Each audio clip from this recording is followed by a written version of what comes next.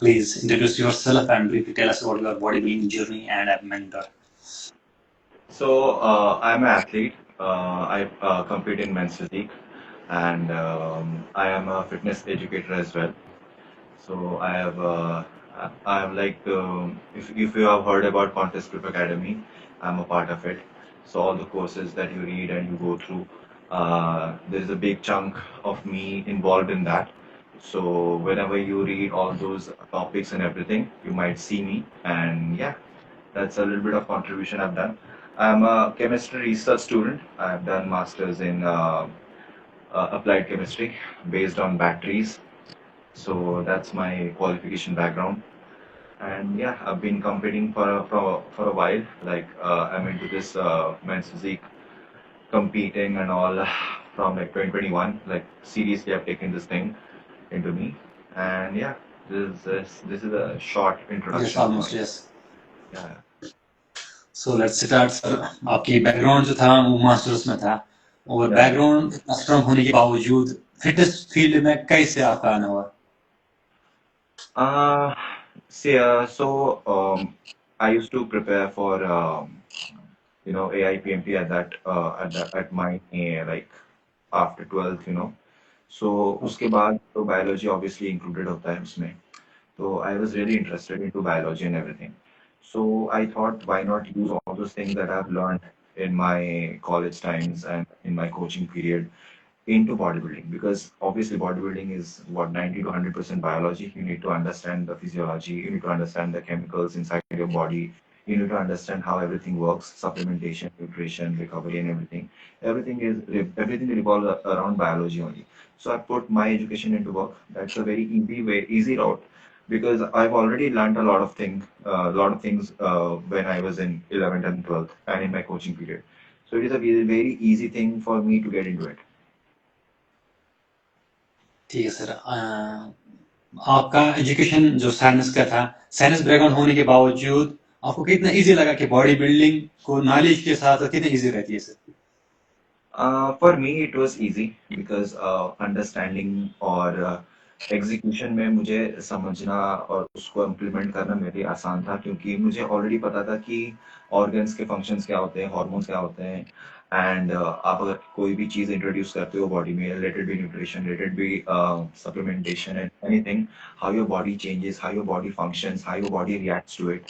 तो वो सारी चीज़ें मुझे ऑलरेडी मालूम थी. इट इज जस्ट दैट आपको प्रॉपरली उस चीज को यूटिलाइज करना है बॉडी बिल्डिंग में. When it comes to sports, when it come to body building, utilization of medication and everything. तो आपको सिचुएशन के हिसाब से, इंसान के हिसाब से और उसकी ब्लड मार्कर्स के हिसाब से यूटिलाइजेशन वो आप नया सीखते हो. बट आपके जो बेसिक फंडामेंटल्स होते हैं वो आपको अगर मालूम होता है, तो आपको ये सब चीजें क्यूरेट करना भी ईजी होता है. यस. अगर आपने बात की न्यूट्रिशन की, अगर हम बात करें सर कैलोरीज की, कैलोरीज क्या होती है और फैट लॉस और वेट गेन में कैलोरीज कैसे हेल्प करते हैं हमें?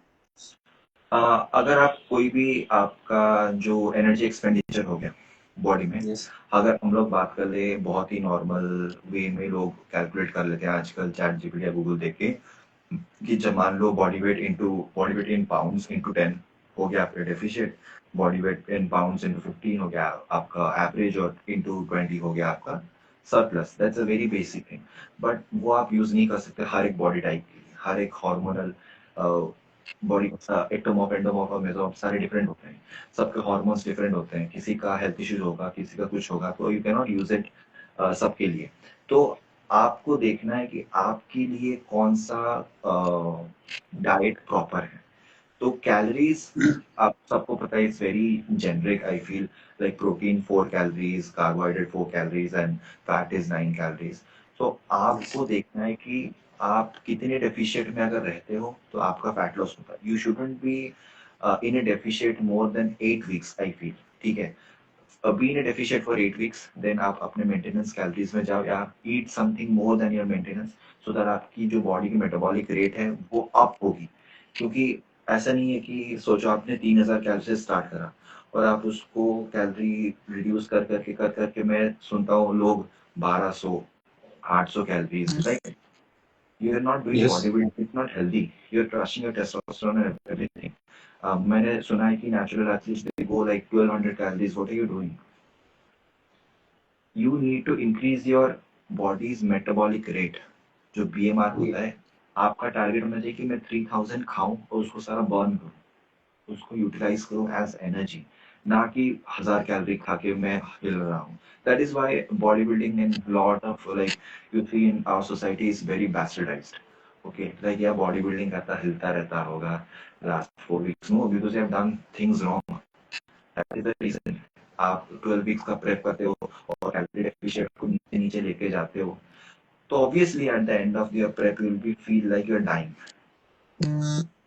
तो आपको 6 वीक्स लेना है deficient, then 2 weeks you push your calories up. Make sure आपकी जो मेटाबॉलिज्म है उस कैलोरी को एज ए डेफिशिएंट यूज करिए. मतलब सोचो कि आप 1800 खा रहे हो और फैट लॉस कर रहे हो. After 6 to 8 weeks, 2-3 weeks you eat 2400. आपकी बॉडी 2400 को यूटिलाइज करेगी. Then you will see when you will eat 2200 you be losing weight. That means Yes. आपका जो 1800 था अभी आप 2200 खा रहे हो. Now you can increase that. Now you can go up to 3000 after 3-4 weeks.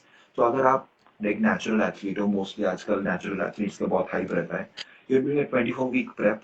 तो आप ऐसे ऐसे करके you'll be eating 3000 calories and you'll be in single digit body fat and you'll be healthy. Yes.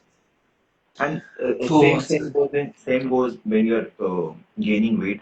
Natural हो, enhanced हो, don't get bulky, please. Because अगर आपको लगता है कि वो in 90s we have seen athletes going all crazy, all out dirty bulking, and they are genetic freaks. They can cut down, but you cannot. अगर आप मोटे होते जा रहे हो, then your insulin sensitivity is going to die. Your cholesterol levels are through the roof. Okay, your HbA1c levels will be through the roof. Okay, your C-reactive protein will go off because you will be inflamed, and your digestion cannot take the load for a longer period of time. तो आपके सारे body systems खराब हो जाएंगे और आपको पता नहीं चलेगा क्योंकि वो इतने रिगरस नहीं होते, इतने मतलब लाउड नहीं होते कि आपको पता चलेगा वो मेरा बॉडी खराब हो रहा है. आप जो भी खाओगे वो that nutrient will not get absorbed easily. So stay surplus, then try to cut down your calories on your rest days. Make sure you stay insulin sensitive and don't go more than 15% body fat. Try. Okay. So what is the best range कि यहाँ से बंदा ऊपर नहीं जाएगा, यहाँ से बंदा नीचे नहीं जाएगा, फैट परसेंटेज की क्या बेस्ट रेंज रहना चाहिए? फैट परसेंटेज आपका हैप्पी, मैं बोलता हूँ happy state fat percentage. Okay, if you are ectomorph it will be very easy for you to stay at a 12-13%. आप थ्राइव करोगे उसमें. But if you are an endomorph or you are a mesomorph, it is a bit difficult for you. Okay, if you are a mesomorph, I will tell don't go more than 15 because I feel 15 is a very sweet spot for them in an off-season period. Okay, but if you are an endomorph, then automatically your body will start gaining a little bit weight when you start eating because that is how you're built. So you can go up to 16 to 18, but don't go more than that. Don't go more than that. Make sure you're doing your cardio. Make sure your calories are completely clean. You should be like कोई cheat नहीं करना, कुछ भी बाहर का junk food नहीं खाना. You should be specific if you are into this sport and your body type is like that, then you shouldn't be doing. Protein के बारे में बहुत कंफ्यूजन है. एक एवरेज इंसान के लिए मिनिमम रिक्वायरमेंट क्या है प्रोटीन की? See, I always feel it depends on your digestion. अगर आपकी digestive system लोड ले सकती है तो you can push up to 1.5 to 1.8 gram per pound of body weight. Okay, but now comes the body type. If you are ectomorph guy, you don't have to push that much. I feel for ectomorph guy, go up to 1.2 and you need to up your carbs. Okay, but if you're an endomorph guy who rapidly adds fat or adipose tissue on their body, so आपको like you should be using protein more like 1.5, 1.8 and your carbs should be moderate. So it is how you biohack your body using nutrition. और आपका mesomorph हो गया, they can eat 1.5, that's the base level, but don't go more because क्या होता है over the period of time, protein takes a lot of time to actually get digested. सो आपका digestion के ऊपर डिपेंड करता है क्योंकि no matter how much food you eat, अगर वो एनर्जी में कन्वर्ट नहीं हो रहा तो आपके लिए कोई फायदेमंद है ही नहीं. ठीक है, तो आप 1.2 से 1.8 की रेंज में रखें और आपकी डाइजेशन के हिसाब से अगर आपका डाइजेशन ऑफ हो रहा है तो कम डाउन अ बिट। अगर आपका डाइजेशन सही रह रहा है then you can stick to 1.5, that's a very average rate. But if you are a guy who has a sedentary lifestyle and you don't work out that much, you can keep 1 gram. That's very normal. Okay. Muscle building और recovery में protein का क्या role रहता है? That's just देखो muscle सबको पता है कि मसल ब्रेकडाउन होता है after every workout. Okay, and yes. Amino acid helps in muscle protein synthesis which is MPS. अगर आप यस। वर्कआउट के बाद आपका जो leucine, isoleucine, valine, tryptophan, you need all those things so that आपकी MPS ऊपर जाए और आपकी मसल रिकवरी ज्यादा हो। तो प्रोटीन का क्या हम नॉर्मल क्या है? क्या हम मसल एमपीएस एमपीएस को हम थोड़ा बहुत डिफाइन कर सकते हैं, क्या होता है MPS? Protein synthesis is when your body starts absorbing protein to recover properly in a very simple language। ठीक है, एमिनो एसिड्स होते हैं प्रोटीन में, तो वो एमिनो एसिड्स आपके जो रप्चर्ड मसल, जो सार्कोप्लाज्मिक लेवल में जो रप्चर होते हैं मसल में, उसको हील करने के लिए दो amino acids come into play. और तब बॉडी को एक हायर बूस्ट ऑफ एमपीएस चाहिए होता है। That is the reason why we add like fast digesting protein. इसलिए वो होता है द एनाबॉलिक विंडो। आप जो बोलते हो कि यार अभी तो पीना चाहिए प्रोटीन शेक, नहीं तो मेरा एनाबॉलिक विंडो बंद हो जाएगा, ऐसा कुछ नहीं होता। It is just that you need MPS spike.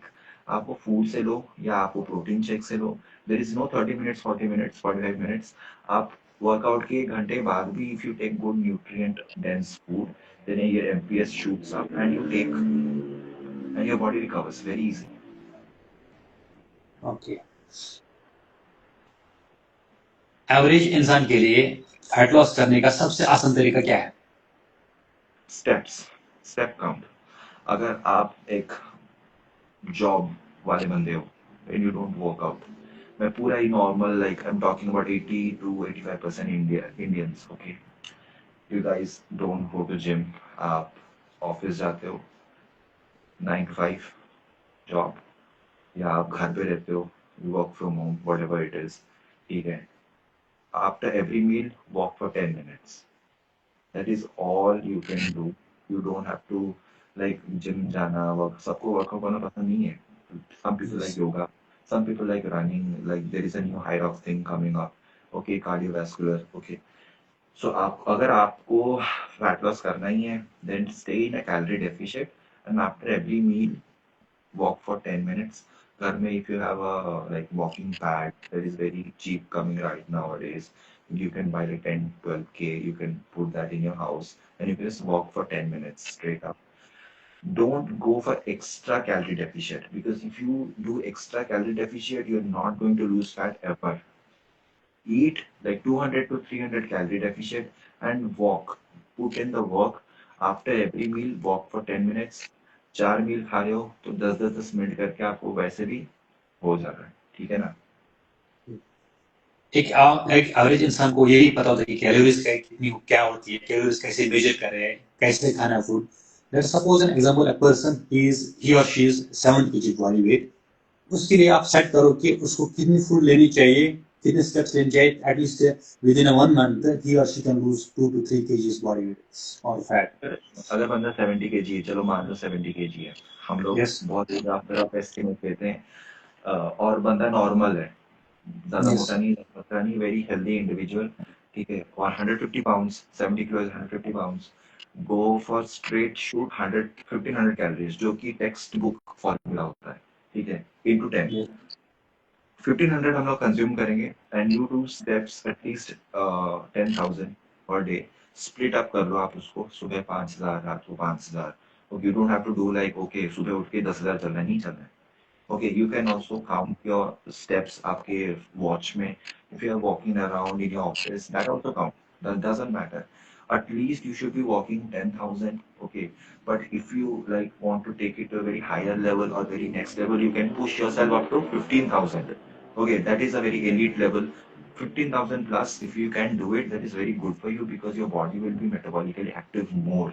तो आप fat loss से ज़्यादा your body will be like metabolically active, क्योंकि आप जो भी खाना कंज्यूम करोगे वो एनर्जी कन्वर्जन उसमें ज्यादा होगा, ठीक है। यस। तो you can start from 1500 do the steps. अगर आपको 1500 के बाद भी भूख लग रहा है, then you are at a right spot. Push yourself for 2 to 3 weeks, ठीक है। उसके बाद add 200 to 300 calories more in that 1500, okay, make yourself 1800, okay, and then do that 10,000 steps again. Do small changes. After you do small changes, rate yourself, okay, अभी 1800 खा के भी मेरे को भूख लग रहा है, same means your body's metabolic rate has gone up. Then आपको 10,000 स्टेप्स कुछ भी नहीं लगेंगे, your pace of walking will be much faster, okay. आप 10,000 स्टेप्स पता चला सुबह ही खत्म करेगा आपने। तो the target of fitness is to get more and more fit, is not, it is not that कि आपको वेट लूज करना और आपको वीक होते जाना है। आपको स्ट्रांग होना है और आपकी बॉडी ज्यादा कैलोरीज में भी बर्न कर रही है और आप मेटाबॉलिकली एक्टिव हो। तो start from body weight in pounds into 10 and then you can rate yourself और calculate yourself. Daily nutrition important है या न्यूट्रिशन की जो टाइमिंग होती है वो इम्पोर्टेंट होती है? एक both are important. See, if you're an athlete, nutrient timing is very important. Okay But if you're not an athlete, then daily nutrition करने से भी चल जाएगा आपको, because if you're an athlete, you need to maintain your amino acid serum level throughout, ठीक है। क्योंकि body अभी कांस्टेंट रिकवर होनी चाहिए और एक proper serum level of protein maintain होना चाहिए, amino acid release in your muscles maintain होना चाहिए इन योर बॉडी, ठीक है। अगर आप कर 10-15 मिनट ऊपर नीचे हो गए तो it's okay, but you should be in that time frame. But if you are not athlete, you just normal go to the gym और आप सेडेंटरी लाइफस्टाइल जीते हो, तो जस्ट पूरा डे का कैलोरी आप खत्म कर लो, उतना आपके लिए बहुत ज्यादा है। मिनिमम नंबर ऑफ मील्स वहाँ पे कोई है? It's not after that. वो कोई मिनिमम नंबर ऑफ मील्स कोई इतना वो नहीं है, हार्ड एंड फास्ट रूल नहीं कि अच्छा दिन का 4 मील ही खाना है।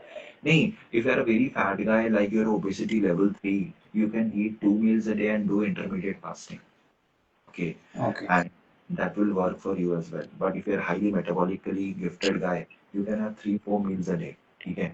बट अगर आप एक एथलीट हो तो at least have 4 meals, because you need to maintain your constant carbohydrate, glucose intake, amino acid serum levels. You have to maintain all that. So at least have like 4 meals.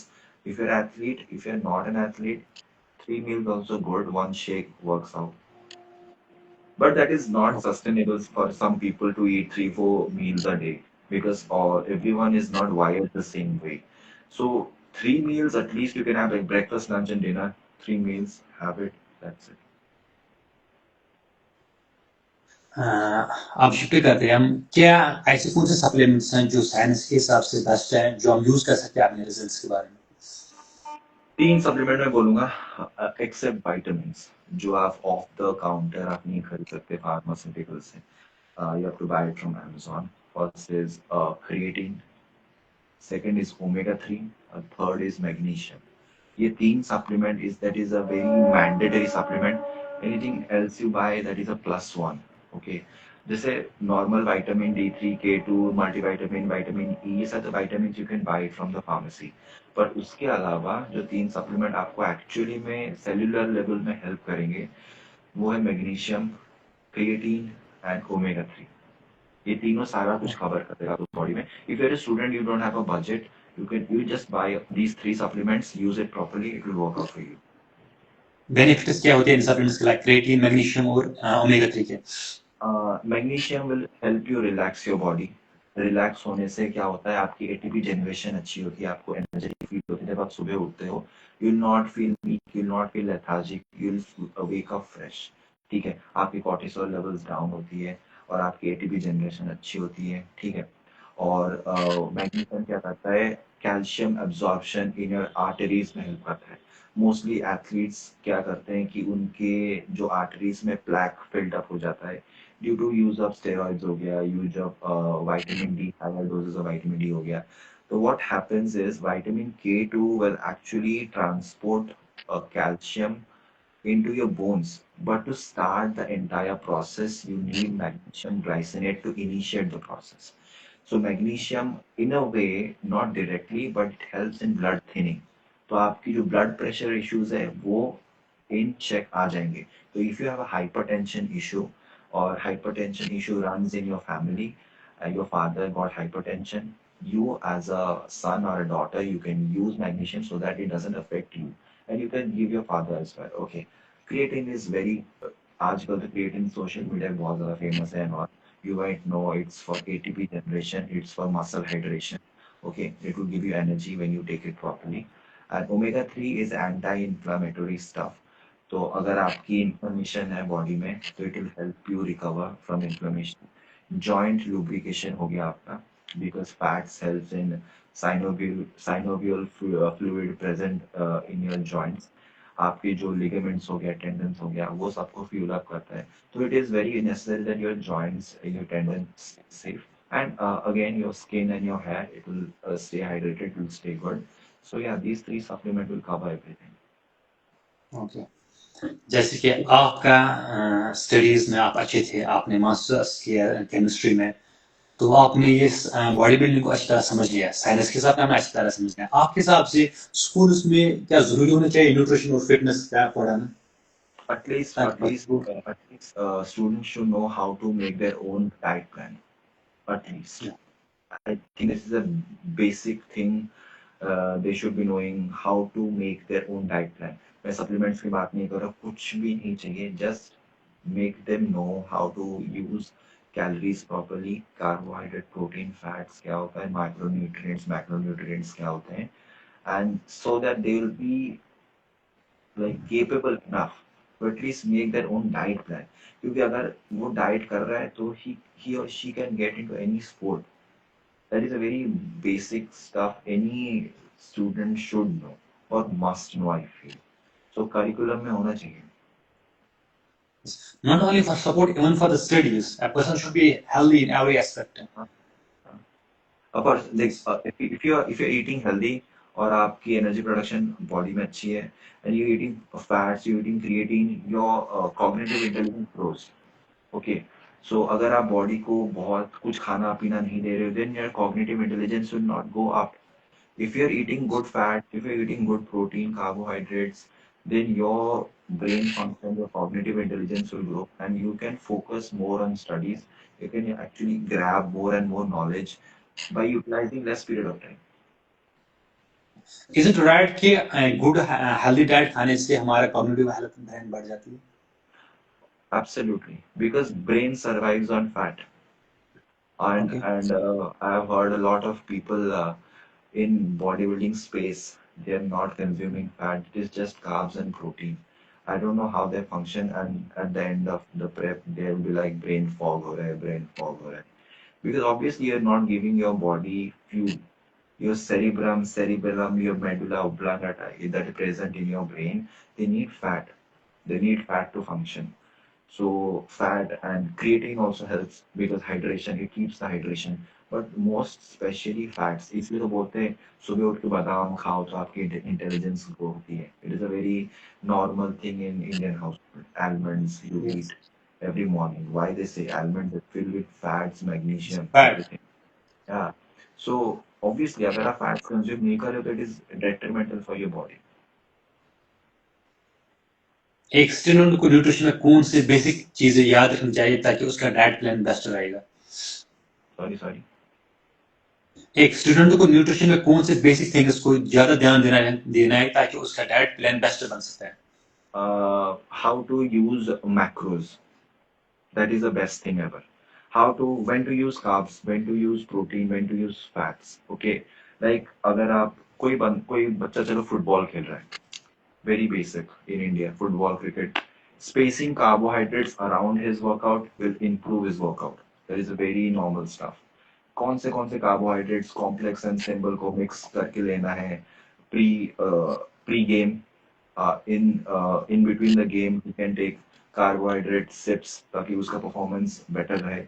Post workout complex carbs and other high fat food या fast digesting protein क्या लेना है, कैसे consume करना है ताकि उसको पता चले कि यार मेरा परफॉर्मेंस बढ़ रहा है. इधर हम लोग कोई भी न्यूट्रिशन के ऊपर ध्यान नहीं देता, सिर्फ they just put that person on the field make them suffer suffer and सफर, और उनको मोटिवेशन देते चलते हैं कि भाई तू तो मेहनत करेगा तो ऊपर जाएगा। No, that doesn't help you.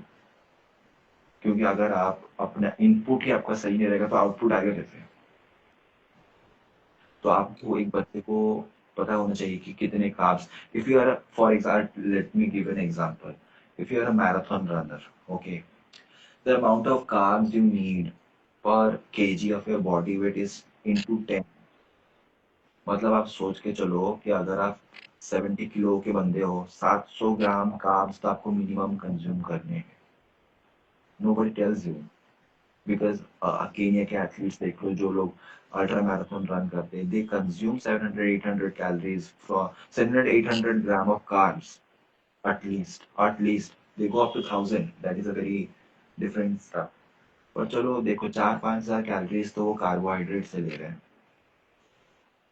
मैंने Okay. मैराथन का बोला, अभी है फुटबॉल है, क्रिकेट है, ट्रैक एंड फील्ड है, तो शॉर्ट पुट, थ्रो इवेंट्स हो गया, बॉडी बिल्डिंग हो गया, पावर लिफ्टिंग, एवरीथिंग डिफर्स। तो आपको पता होना चाहिए मैक्रोज को एक्चुअली यूज कैसे करना है, दैट्स इट। बाकी तो बाद की बात है। ओके। अब ये नॉर्मल नॉर्मल लोगों के लिए था। अब हम थोड़ा शिफ्ट करते हैं towards competitive body building. Competitive body building में पीरीज परफॉर्मेंस एनहांसिंग ड्रग्स ज़्यादा यूज हो जाते हैं आज के टाइम पे। कहीं ना कहीं क्या ये ज़्यादा डिपेंड हो गया ड्रग्स पे, या अभी अच्छा भी होता है कहीं पे? अभी थिंग इज शॉर्टकट्स। अभी अगर आपको शॉर्टकट मिल जाए कहीं डेस्टिनेशन पहुंचने के लिए, तो you will always prefer it, because that's how human is wired to do. That is how human brain function. Because आपके पास पहले पहले when it comes to 90s there were no options. But bodybuilders और कोई भी department of athletes देख लो, basketball देख लो, football देख लो, they were thriving like anything। तो उनके पास उतने ऑप्शंस थे नहीं। How were they doing? Good। 90s के बॉडी बिल्डर आज तक है कि they are the most conditioned, most powerful guys, their muscle berries are very different. No one can be like Ronnie Coleman. Why? They didn't have so much options, so much peptides, so much performance enhancing drug combination. They were using very basic stuff. Okay, जो लोग Ronnie कॉलमन के fan भी हैं, उन लोगों ने podcast पे सुना भी होगा। he uses, he tells test and D ball as basic stuff because तब वही मिलता था उनको। The thing is that if you it will backfire you। ठीक है, performance enhancing drugs are just hormones present in your body, so you are giving your body just surplus hormones, like you give your body surplus food to grow। that is a very simple thing। Here in India जब कोई आप PED बोल देते तो लोग डर जाते हैं, भाई सुई लगा देगा बॉडी में, ठीक है, इंजेक्शन डाल रहा है। But if you properly acknowledge it in west, that is called TRT. And people, इधर आप मोटे होके मर जाओ बट कोई टीआरटी नहीं करेगा। But why bro, why not TRT? Why after 40 if your test levels are below 300, go for a TRT, maintain it। आप इंसुलिन ले रहे हो for diabetes, but you're not going to take TRT to maintain your testosterone। that is a very hypocrite thing। okay, so make sure you take testosterone to maintain your TRT or performance enhancing drugs, if done in a proper way, it will not damage you। लोग ये नहीं मानेंगे, but in my experience, I tell you, whenever I do a blood report, my blood report comes better than any healthy guy out there 4 weeks before prep। When लोग बोलते हैं कि आपकी kidney liver सारे जल के राख हो जाएगी, नहीं होती भाई। Why you abusing it? Do it because आपका पर्पस क्या है? फॉर एग्जाम्पल मैं बोलता हूँ, test it is a very base thing. Okay, you take boldenone. आजकल सुनोगे यार टेस्ट देखा बोल्डन ऑन तीनों ले रहे हैं बल्किंग के लिए, but why are you taking it? Are you having joint pain? टीका क्यों ले रहे हो तब? कोई फायदा नहीं है ना।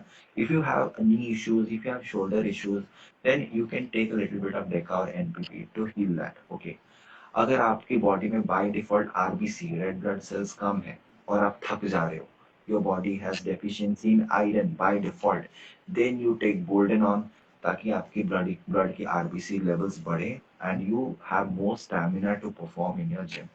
आप पहले नॉर्मल सप्लीमेंट्स लेके परफॉर्म तो करो जिम में।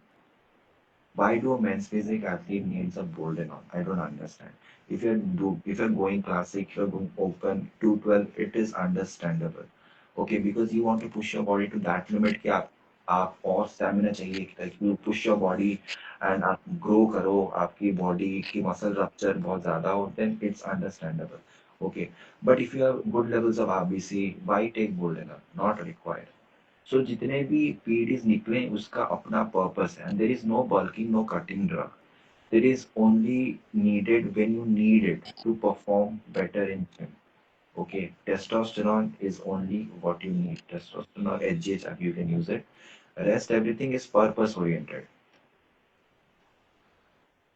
मीन्स अगर एक बंदा पीरियड्स को अच्छी तरह से यूज कर सके तो वो मिनिमम साइड इफेक्ट्स हो सकते हैं, इफ देन हाँ रॉन्गली देन हाँ, मिनिमम मैं तो बोलता हूँ अगर आप उसको बहुत ही लो में यूज करो, फोकस मोर ऑन फूड, देन आपको साइड इफेक्ट नहीं होगा. Some people do have the tendency who hair loss or acne वगैरह, when they touch it they get it. Okay, तो उनके लिए मैं नहीं बोल रहा हूँ.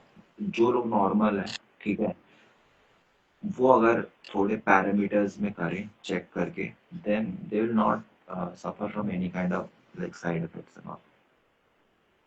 Okay. So is there any lower limit of the age कि जहाँ से बंदा स्टार्ट कर सकता है यूजिंग द पीरियड्स, और या कहीं भी जाके यूज कर सकता है? It is always preferred you start from 1 ml of test per week. ठीक है, इट इज वेरी बेसिक क्योंकि आपको अपनी पोटेंशियल जाननी भी चाहिए कि अच्छा मेरा बॉडी रिएक्ट कैसे करता है टेस्ट को 1 ml. अगर आप स्टार्टिंग से 500 ml डाल दोगे तो you might grow, but what's next? Okay, आप चलो नेक्स्ट टाइम भी अपने 500 डाला फिर ग्रो किया, but that is not required. That is why people suffer from gyno, hair loss and acne, because आपको चाहिए नहीं 500, आप डाल रहे हो 500. 250 में जो काम होता, rest you are pushing your body, you pushing your body to convert all the test into oestrogen, and DHT बढ़ रहा है, हेयर लॉस हो रहा है and all that stuff. Why do that?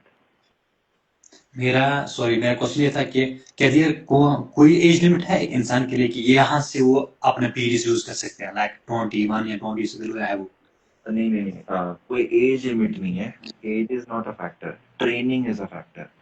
अगर आप 4 साल या 5 साल नेचुरल ट्रेनिंग आपने नहीं करी है, देन कोई भी एज का आप हो जाओ, पीडीज लेना is just like putting gun on your head and shooting yourself. Because क्यों? क्योंकि आपकी टेंडन लिगामेंट नेचुरली स्ट्रांग हुई ही नहीं है. That is reason why you suffer from lot of injuries. अभी देखोगे 20-21 साल के लड़के, they are jacked. Okay, because वो लोग स्टार्ट करते ही इंजेक्ट करना स्टार्ट कर लेते हैं, ठीक है, but that is not how it should be. क्योंकि अगर आप ट्रेनिंग नहीं कर, क्योंकि नेचुरल देखो आपके टेंडन लिगामेंट भी स्ट्रांग होता है, आपका मसल भी स्ट्रांग होता है, और सब एक साथ मिलकर स्ट्रांग होते हैं, बिकॉज नेचुरली बॉडी वैसे ही ग्रो करती है. ठीक है, ऐसा नहीं हो कि मसल ग्रो हो जाएगा और टेंडन लिगामेंट वही रहेंगे, नहीं. तो इसलिए मैं बोलता हूँ 3-4 साल आप नेचुरली ट्रेन करो. अगर आप 30 साल के भी हो, 3 years you give yourself natural training, supplement diet वगैरह खा के रिकवरी करके करो, उसके बाद you use PD. Even if you are 17 years old, आप 5 साल ट्रेनिंग करो, 22 के बाद आप, तो there is no such age, there is a training age. ठीक है, आपकी ट्रेनिंग होनी चाहिए एटलीस्ट 3 साल, और 5 साल के बाद you, if you want to get into competitive body building, then get under a coach, do it.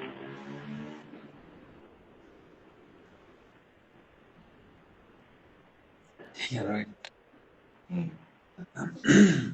We are done with almost all the questions. अगर आप अपने हिसाब से कोई भी सजेशन देना चाहते हो या ऑडियंस को, you can share. मैं बस यही बोलूंगा कि बॉडी बिल्डिंग या हो गया, फिटनेस हो गया, we have heard is 70% diet, 30% workout. It is 100% of both. If you give 100% in your diet, 100% in your workout, then you will get a physique that you want. और आजकल क्या होता है, लोगों की लिमिटेशंस बहुत कम है, मतलब वो लोगों की लिमिट ऑफ थिंकिंग बहुत कम है. क्योंकि आप देखोगे कोई भी बंदा अगर नेचुरल बॉडी बिल्डिंग में थोड़ा सा भी जैक्ड और पल्प दिखता है, उसको पहले एलिगेशन डाल देते हैं यार ये तो स्टेरॉइड्स ले रहा है, और उसके बाद आप खुद ही बोलते हो इंडियन जेनेटिक्स के पास, इंडिया में किसी के पास जेनेटिक्स नहीं है. Y? you at least support that guy. Okay, लोग यहाँ पे सोच ही नहीं पाते कि जो नेचुरली बंदा थोड़ा सा मसल ग्रो हो सकता है थोड़ा भी मसल लगा सकते हैं, but again they praise foreign athletes कि अच्छा वो तो अमेरिका का है इसलिए उसका अच्छा बॉडी बन रहा है। No, that doesn't work like, क्योंकि बंदे वहाँ पे सपोर्टिव है, दे ट्रस्ट देयर पीपल, उन्होंने सालों की मेहनत डाली हुई है। यहाँ पे भी लोग करते हैं, मेहनत करते हैं, rather than finding out what kind of nutrition, what kind of supplements they are taking to grow properly, blame डालने से अच्छा फिगर आउट करो कि आप नेचुरली ग्रो कैसे कर सकते हो। बिकॉज यहाँ क्या होता है कि आप it is very evident that natural guys are taking PEDs and claiming themselves, वो तो है ही है, पर जो बंदा एक्चुअल में नेचुरली कर रहा है उसका नाम भी खराब हो रहा है इन सब चीजों में। If he is doing his research on nutrition, he is doing his research on supplementation, everything, putting everything in his body and working really hard, उसके बाद भी उसका नाम खराब हो रहा है, that is very off। ठीक है, तो आप रिसर्च करो न्यूट्रिशन एंड डाइट, जितना आप सोच रहे हो आपकी नेचुरल पोटेंशियल है उससे कहीं ज्यादा आपकी बॉडी टॉलरेट कर सकती है और ग्रो कर सकती है। You need to put right amount of nutrition, quality food, quality sleep, quality supplementation, everything, then आपकी बॉडी नेचुरली भी बहुत बड़ी और बहुत अच्छी बनेगी। When it comes to enhanced guys, don't on too much PEDs. Nutrition is number one. To grow, you want to cut, you want to do whatever you want to gain strength. Nutrition अगर आपका perfect है नहीं, no matter how much workout you do, no matter how much PEDs you take, you cannot be a successful athlete. That is very rare, very genetic trait होता है जिनका हो जाता है, पर एक टाइम के बाद वो नहीं ग्रो कर पाते। So Yeah. for a natural athlete, everything should be 100%, 100% training, 100% nutrition, 100% supplementation, 100% sleep quality. But for enhanced athlete, I'll say first thing is 100% nutrition.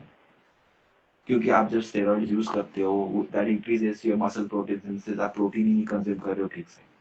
How is that gonna help you? If you're putting extra hormones in your body, then make sure आप उसको feed भी कर रहे हो अच्छे से, ठीक है। उसके बाद automatically get a raise in training, वो तो आप ले ही रहे हो सामान तो आपको ताकत आएगी, आप करोगे वर्कआउट अच्छे से, that is a very normal thing, ठीक है। सो फूड एंड लाइफस्टाइल आप मेंटेन करो, सप्लीमेंट लेने से मत डरो, क्योंकि अगर आप देखोगे आपका कोई एक्टर हॉलीवुड में वो सप्लीमेंट ले रहा है तभी आप लोगे। Don't wait for that moment, start from your own home, start using all the basic supplements, अपने ब्लड टेस्ट करो at least once a year you do, if you're a normal guy, check करो आपके लेवल्स क्या हैं, उसी के हिसाब से supplement yourself and just live a healthy lifestyle. जितने भी लाइफस्टाइल रिलेटेड इश्यूज हैं उसको उसके लिए जब आप हॉस्पिटल जाते हो ना, you the most dumbest guy और गर्ल एवर, ठीक है। Blood pressure issue, diabetic issue, stomach gut issue, all this whatever it is, जो भी लाइफस्टाइल रिलेटेड इश्यूज है वो आप खुद ही हील करो। Rest everything whatever happens in your life, it is not in your hands, so it's on God. That is all I want to say. Thanks for sharing your valuable insights. Thank you, sir. Thanks for joining us.